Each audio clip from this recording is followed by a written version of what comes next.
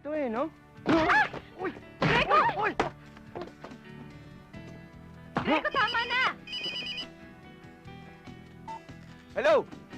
Papunta na ako sa meeting place. Inuulit ko. Kailangan nandun tayo. Eksaktong alas 10 ng umaga.